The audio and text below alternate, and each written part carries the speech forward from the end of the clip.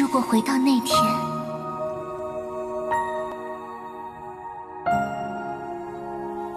我半生坎坷，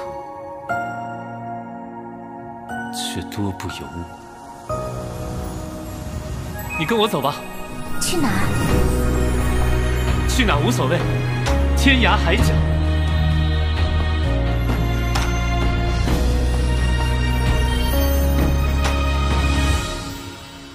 如果回到那天，我会倾尽全力守护你。我知道。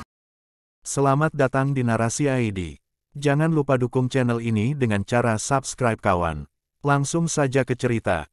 Jejak kaki, puncak gunung hitam. Setelah menginjakkan kaki di gunung, aroma yang kuat tercium di udara. Itu tersedak, dengan rasa belerang. Gosli dan Jin Pinger keduanya sangat terampil, dan masih bisa mentolerir bau, tetapi ketika mereka secara bertahap berjalan lebih dalam ke gunung, angin yin yang menjadi lebih kuat, perlahan-lahan membuat alis mereka dirajut menjadi satu. Tulang angin yang dingin, untuk beberapa alasan, ketika menyapu wajah mereka, meskipun itu bukan hembusan yang kuat, udaranya yang mengerikan membuat seseorang menggigil dari dalam hati.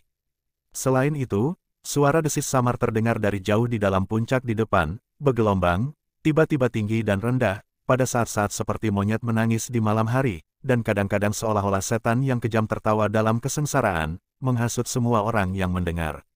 Xiao Hui si monyet sedang berjongkok di bahu Gosli, setelah mengunyah buah liar terakhir, melemparkan lubang ke samping dan melihat sekeliling dengan tiga matanya, tampaknya tidak menyadari keanehan di sekitarnya. Kerutan Jin Pinger semakin dalam dan berkata tiba-tiba, sesuatu sepertinya tidak beres. Terkejut, Gosli berhenti dan bertanya, ada apa?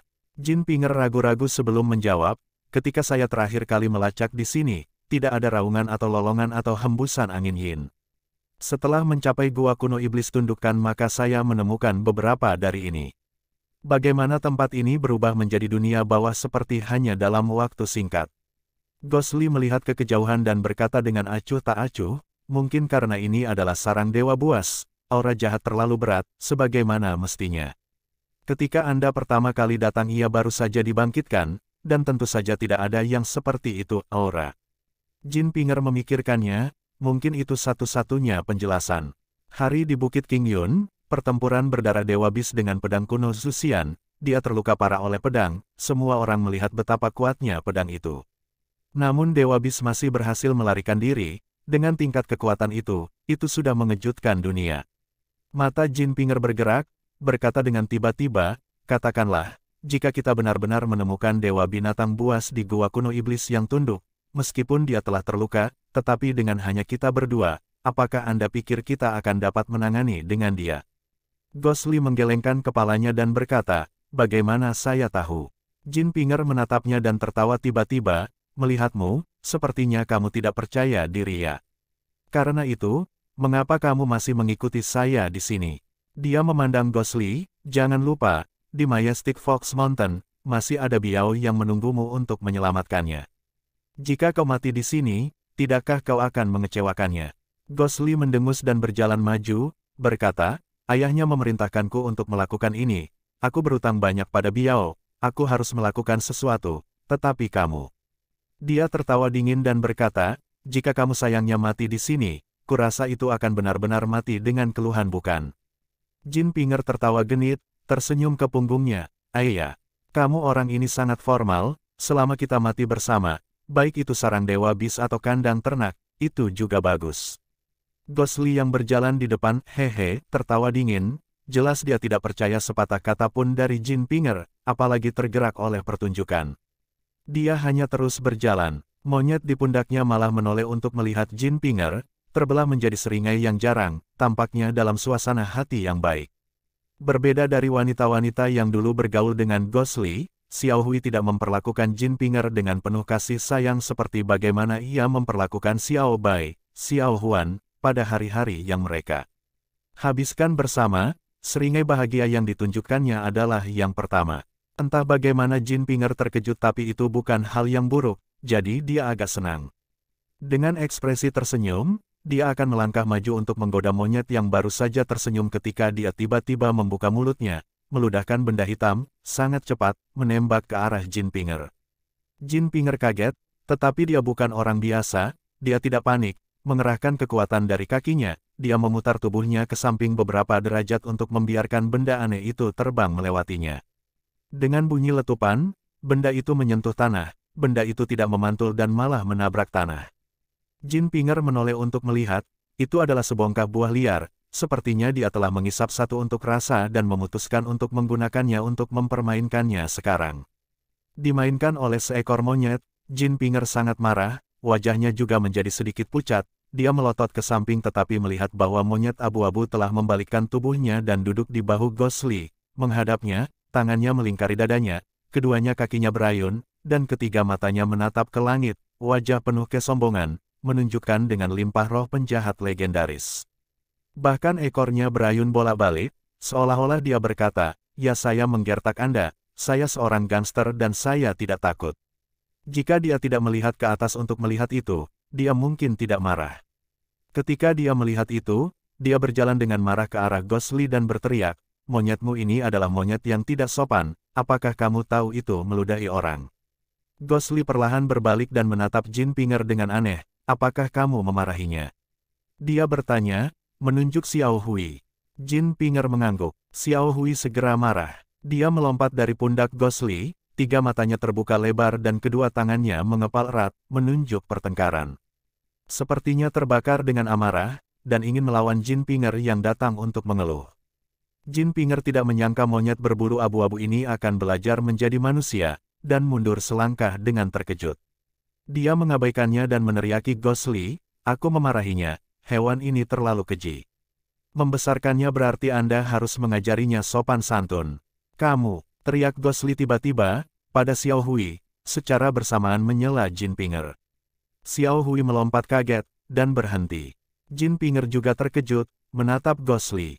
Gosli mengerutkan kening dengan ekspresi muram, dan berkata kepada Xiao Hui, "Saya katakan sebelumnya, untuk membaca lebih banyak buku, pengetahuan membawa alasan, tetapi Anda tidak mau mendengarkan. Ketika saya mengajari Anda buku itu kurang dari Divine and Evil lebih besar dari, mengapa Anda tidak belajar? Kembalilah dan buat 300 salinan sebelum kembali untuk melihat saya." Tiga mata Xiao Hui menatap terbuka lebar, berkedip beberapa kali dan menyentuh kepalanya dengan tangannya. Dia menggaruk dan menggaruk kepalanya, terpana. Di sisi lain, Jin Pinger tidak lebih baik. Sembuh dari keterkejutannya, dia hanya bisa mengejek, "Omong kosong apa yang kamu bicarakan? Bahkan jika monyet ini memang belajar menjadi lebih manusiawi, ia tidak akan bisa membaca atau menulis." Gosli berbalik untuk meliriknya, "Oh," katanya, seolah-olah dia baru saja menyadari hal itu. Dia berkata dengan acuh tak acuh, "Jika itu masalahnya, bahkan kamu juga mengatakannya, maka monyet tanpa sopan santun ini bukan salahku. Surga menciptakan semua makhluk hidup, mengapa monyet tidak bisa belajar membaca? Mengapa?" Dia memandang Jin Pinger, menghela nafas dengan penuh ketulusan, tidak mengatakan apa-apa dan melanjutkan perjalanannya. Jin Pinger sangat marah sehingga wajahnya berubah lebih pucat. Monyet Xiao Hui jatuh dari bahu Gosli dengan celepuk di tanah. Tetapi dia tidak terlihat seperti sedang kesakitan.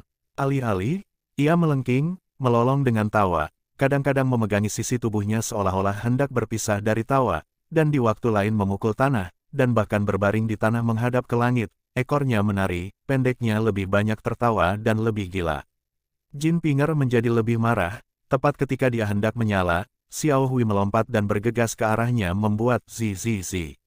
Dia membuat wajah besar padanya, lalu bergegas kembali ke bahu Gosli. Setelah puas, dia menatap kembali ke arah Jin Pinger dengan ekspresi puas sebelum membuat wajah lain padanya. Jin Pinger sangat marah sampai dia gemetaran. Sambil menggertakkan giginya, dia mengangkat lengannya ke depan. Di bawah sinar matahari yang hangat, ujung telapak tangannya memancarkan cahaya ungu yang aneh. Namun, lengan itu hanya terangkat setengah sebelum berhenti. Dalam siluet laki-laki di depan, sepertinya ada lampu hijau redup dari tangannya.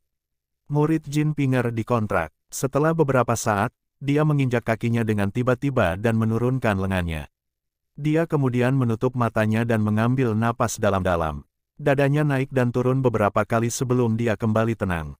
Suar hijau dari Gosli lebih jauh ke depan menyebar perlahan juga.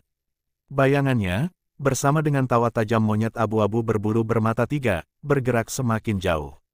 Jin Pinger tampak tenang tetapi masih membawa sentuhan amarah di dalam, tetapi juga karena suatu alasan, wajahnya berubah sedikit memerah. Dia selalu menyihir orang dan bermain-main dengan keinginan orang adalah masa lalunya. Untuk dimainkan seperti ini oleh monyet hari ini, dia mendengus, membubarkan pikiran itu.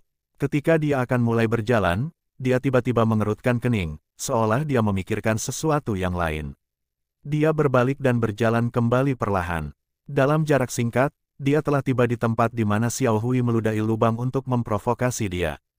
Lubang buah adalah bagian dari buah yang biasa ditanam di daerah ini, dan tidak ada yang aneh dengan itu.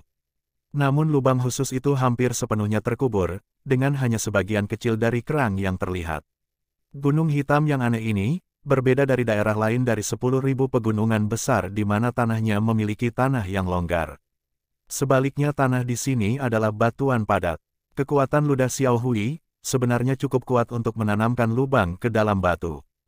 Jin Pinger mengerutkan keningnya, perlahan-lahan berdiri, dan melihat ke arah di mana siluet Ghostly menghilang.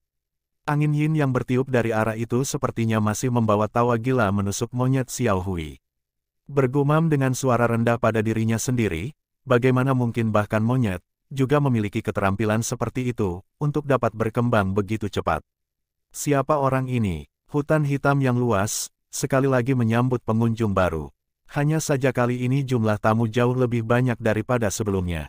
Satu peleton pasukan maju melalui hutan, berbaris melalui semak-semak dan kelompok duri. Namun, di bagian perjalanan ini, selain serangan nol tak terduga oleh binatang buas, itu juga tak terduga mulus. Memimpin kelompok itu beberapa orang yang tidak biasa. Lu Sueki mengerutkan kening dan tidak mengatakan apa-apa, tetapi Zheng Susu tidak tahan lagi dan meledak pada Li Sun. Li saudara senior, ini, ada sesuatu yang salah di sini. Li Sun berhenti, melihat sekeliling sebelum melihat Zheng Susu.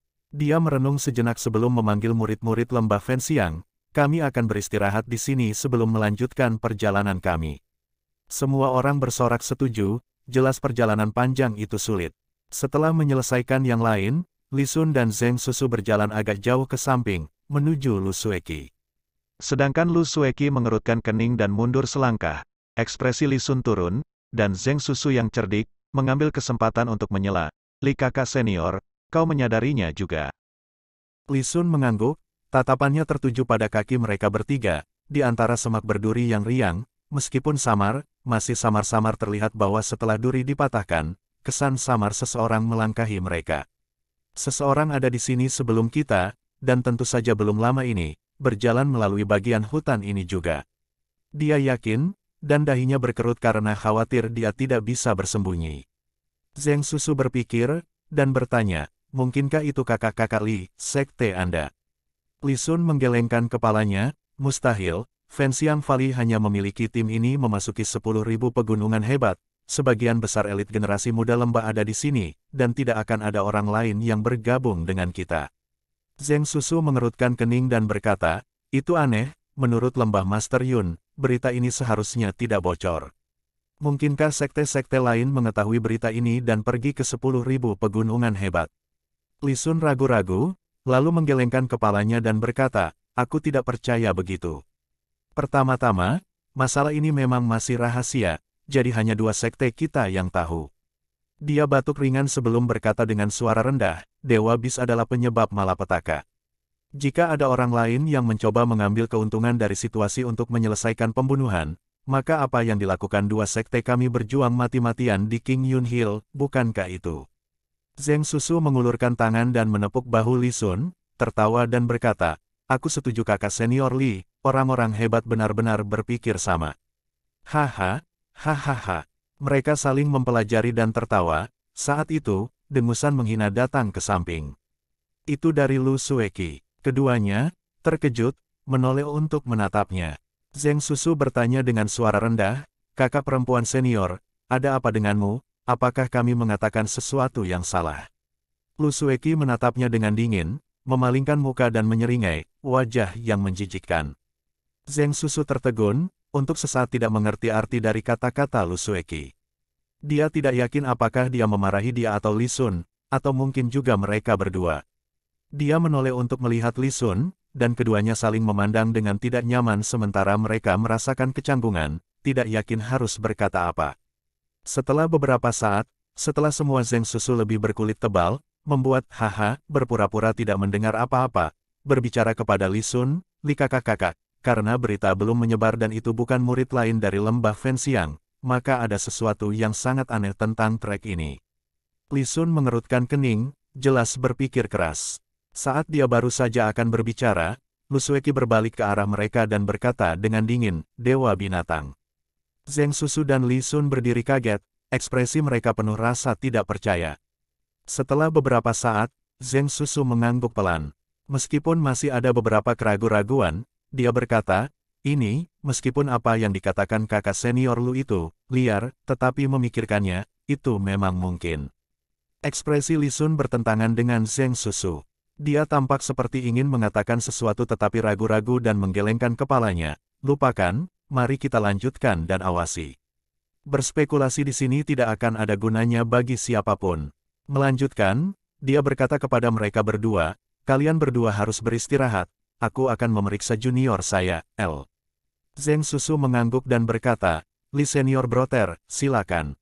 Setelah memperingatkan mereka untuk berhati-hati, Li Sun berbalik untuk berjalan ke belakang. Begitu Li Sun berjalan cukup jauh, Zheng Susu menoleh ke belakang ke punggung Lu Sueki, tersenyum dan berkata, kakak senior Lu, mungkinkah kamu memarahiku lebih awal? Lu Sueki mendengus menghina, tidak mengakui atau menyangkal kebenaran pernyataan itu. Dengan melakukan itu, dia sepertinya memberikan persetujuan diam-diam. Zheng Susu memaksakan tawa, berjalan perlahan ke sisi Lu Sueki dan berbicara dengan suara rendah, kakak perempuan senior, ada sesuatu yang ingin saya tanyakan pada Anda. Lu Sueki meliriknya dan terkejut. Zheng Susu terlihat sangat serius, dan itu sangat tidak biasa. Segera, dia bertanya, apa? Zheng Susu menarik napas dalam-dalam, melihat sekeliling sebelum berbisik, kakak perempuan Lu, katakan padaku dengan jujur. Pedang kuno Zuxian, apakah itu benar-benar rusak? Wajah Lu Sueki memucat ke warna putih, kilau di matanya menyala, menatap Zheng Susu. Bahkan pedang langit tianyanya, cahaya biru samar seperti air musim gugur, tampaknya berdengung, meregangkan momen, sebelum kembali. Ekspresi Zheng Susu berubah, merasa seolah-olah wanita di depannya tampak seperti es beberapa saat yang lalu, sekarang tampaknya telah menjadi setajam jarum. Dia tanpa sadar mundur selangkah dan berbisik, kakak perempuan senior, tidak perlu untuk ini. Lu Sueki menatapnya dengan dingin, kamu menanyakan pertanyaan ini, apa artinya?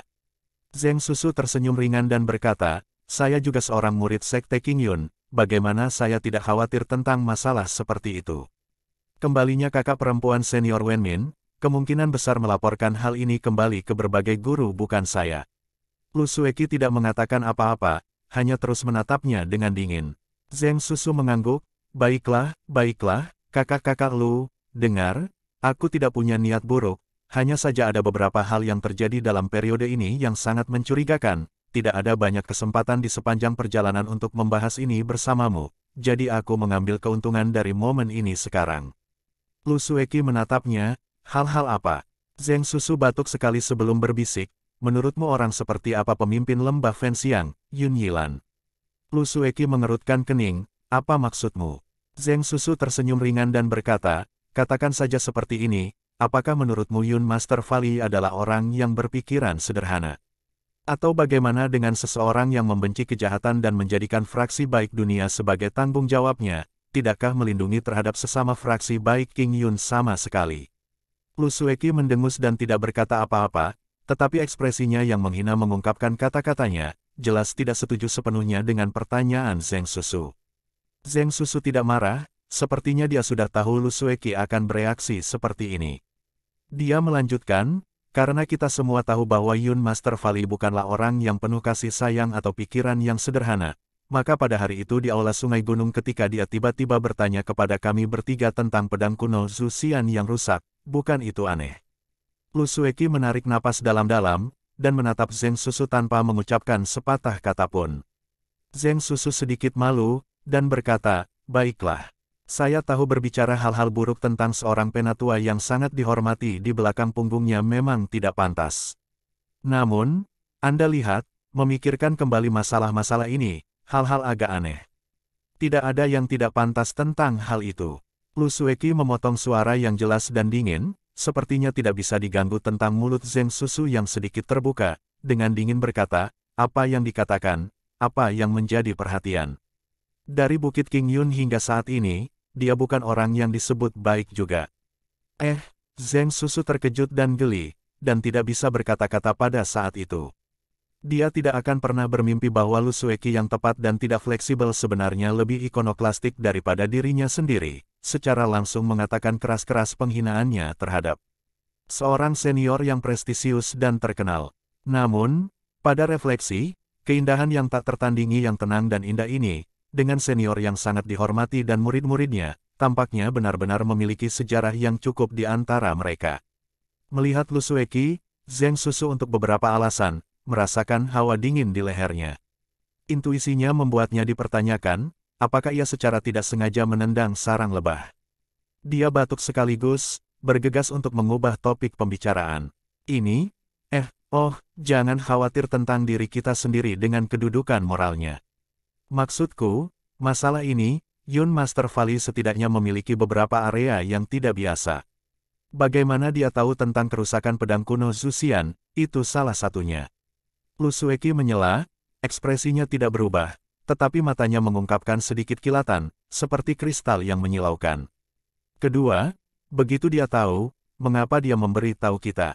Dia tahu betul bahwa begitu berita ini diungkapkan sendiri, kita harus melaporkannya ke berbagai guru King Yun. Kalau begitu, bukankah hubungan antara lembah Fenxiang dan sekte King Yun segera berubah? Zheng Susu mengangguk berulang kali, dan berkata, aku tahu dengan kecerdasan kakak senior Lu, pasti tidak akan mengabaikan hal-hal penting ini. Dia berhenti sejenak sebelum melanjutkan, menurut ini, hanya ada dua kemungkinan. Pertama, sekte King Yun memiliki mata-mata yang memasok informasi kepadanya. Dia tahu berita bahwa bahkan saya murid King Yun ini tidak mengetahui rahasia, yang berarti bahwa mata-mata memiliki posisi yang cukup besar. Namun, dengan pengungkapannya, bukankah itu akan mengungkapkan identitas mata-mata itu? Lu Sueki mendengus, dan berkata, kedua, apa tujuan dia memberitahu kita? Untuk mengingatkan sekte King Yun bahwa dia sudah mengetahui rahasia ini, atau untuk memperingatkan berbagai guru, bahwa lembah Fenxiang tidak lagi takut pada sekte King Yun. Zheng Susu memandang Lu Sueki dengan intens, menghela nafas dan berkata, itulah yang aku pikirkan juga, ternyata kamu juga memikirkan hal yang sama. Tidak kusangka aku ingin mengingatkanmu. Tetapi saat refleksi, ketika Anda meminta kakak perempuan Wenmin kembali ke King Yun, itu adalah untuk melaporkan masalah ini kepada berbagai guru dengan benar. Lu Sueki terdiam, dan hanya menganggukkan kepalanya. Sudut Zheng Susu berkedut, dan dia tiba-tiba melepaskan desah panjang penuh dengan kesedihan. Karena terkejut, Lu Sueki bertanya, ada apa denganmu? Zheng Susu tertawa getir, dan berkata, Aku mendesah tentang sekte kami Zuxian Ancient Sword. Terus terang, beberapa hari ini meskipun saya telah sampai pada kesimpulan ini, tetapi hati saya ingin menyangkalnya dengan sangat buruk. Saya berharap saya salah. Lu Sueki tidak mengatakan apa-apa, tetapi memutar kepalanya dengan tenang untuk menatap ke kejauhan. Kedalaman hutan itu gelap dan tertutup, jalan setapak di depan tanpa sedikit cahaya. Zheng Susu melepaskan nafas panjang, menggelengkan kepalanya dan berkata, lupakan saja, pikirkan itu tidak akan ada gunanya. Kita hanya bisa mengambil langkah pada satu waktu. Aku bertanya-tanya, apa sebenarnya yang dimiliki Tuan Lembah Yun bangun lengan bajunya? Lu Sueki tidak menjawab, tatapannya tanpa sadar ditarik kembali ke jejak samar yang mereka temukan sebelumnya. Zheng Susu berbisik dari samping, sebenarnya apa yang kamu katakan tentang Dewa Bis meskipun mungkin, saya tidak berpikir itu adalah dia. Lu Sueki menjawab, lalu menurutmu siapa itu? Zheng Susu merenung sejenak, dan berbisik, jika apa yang Li Sun katakan itu benar, jika itu benar-benar bukan murid lembah Fenxiang mereka sendiri, aku takut jejak ini kemungkinan besar berasal dari anggota Evil Sekte yang tersisa. Lu Sueki tersentak dan menoleh, kulit yang indah itu dirusak dengan emosi untuk pertama kalinya, mengapa kamu berkata begitu? Zheng Susu menunjuk ke trek, dan berkata, kamu tahu, meskipun trek ini kabur, tetapi jelas bahwa ini dibuat oleh manusia. Jika murid lembah Fenxiang tidak pernah datang ke sini sebelumnya, maka tidak ada sekte lain di fraksi baik yang akrab dengan 10.000 pegunungan hebat, sulit untuk membayangkan bahwa mereka akan dapat melacak ke titik ini. Tapi sekte jahat berbeda. Tahun itu setelah Perang Besar, sekte jahat diusir oleh fraksi baik, seperti lingkungan alam yang tidak ramah seperti ini, kemungkinan besar mereka akan datang sebelumnya. Jadi saya pikir sangat mungkin bahwa itu mereka. Bagaimana menurutmu, kakak-kakak Lu? Zheng Susu berbalik dan bertanya, tetapi ketika dia melihat ekspresi Lu Sueki, dia tidak bisa menahan tatapan kaget. Wanita cantik itu menatap lintasan dengan linglung, wajahnya pucat dengan rona merah samar, memancar jauh dari dalam kulit dan samar-samar menawan. Di tengah hutan kuno yang sunyi dan dingin ini, dia berdiri di sana dengan kayu, seolah-olah dia tersedot ke dalam mimpi aneh tertentu, dan tidak lagi dapat mendengar orang-orang di sebelahnya.